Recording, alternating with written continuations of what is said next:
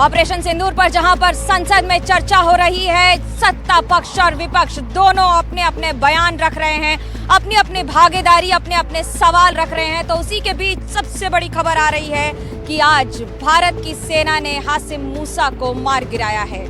उसका शव मिला है और इस बात की पुष्टि हो चुकी है कि 3 आतंकवादियों को ढेर किया है, जिसमें से पहलगाम आतंकी मामले में से जुड़े तार के आतंकी भी शामिल हैं।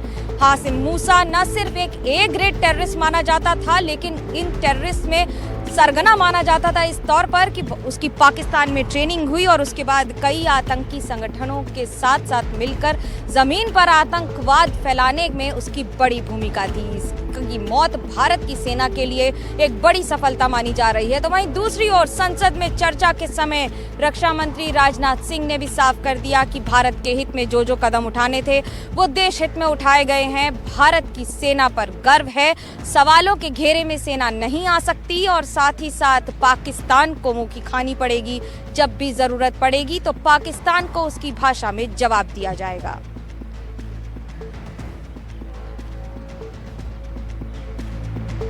इस समय की सबसे बड़ी खबर, पहले राजनाथ सिंह रक्षा मंत्री ने अपने बयान रखे, उन्होंने संसद में सत्ता पक्ष की बातें पेश की। तो वहीं दूसरी ओर गौरव गोगोई विपक्ष की तरफ से बोल रहे थे। कांग्रेस की तरफ से गौरव गोगोई ने अपना बयान रखा, अपनी बातें रखी, सवाल पूछे हैं सत्ता पक्ष से, सवाल पूछे हैं सरकार से, ये कहते हुए कि हम आपसे सवाल इसलिए कर रहे हैं क्योंकि देश जानना चाहता है ऑपरेशन सिंदूर में हुआ क्या था।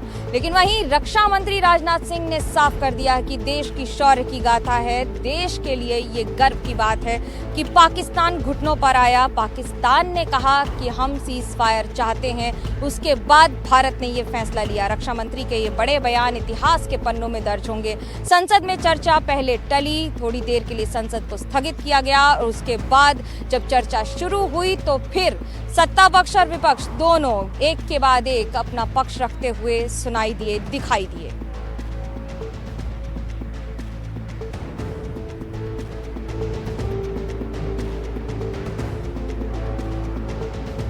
हम आपको तस्वीरें दिखा रहे हैं और ये 5 तस्वीरों में आपको सब कुछ दिख जाएगा, ये समझ में आ जाएगा कि किस तरह से पहलगाम आतंकी हमले में जुड़े हुए आतंकी इसमें शामिल हैं। उनके साथ उनके आसपास से जो जखीरा मिला है हथियारों का वो दिख रहा है। साथ ही साथ तीसरी तस्वीर बयां कर रही है कि किस तरह से सेना ने ये इनकाउंटर किया है और ऑपरेशन महादेव को सक्सेस यानी कि सफलता की ओर लेकर गए हैं। संसद में ऑपरेशन सिंदूर पर जहां बहस हो रही है तो वहीं दूसरी ओर ऑपरेशन महादेव वहीं जम्मू कश्मीर में एक और सफलता की कहानी लिख रहा है।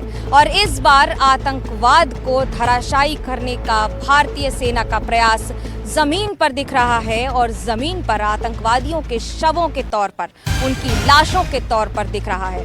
एक और 3 आतंकवादी ढेर तो वहीं दूसरी ओर संसद में लगातार हो रही चर्चा।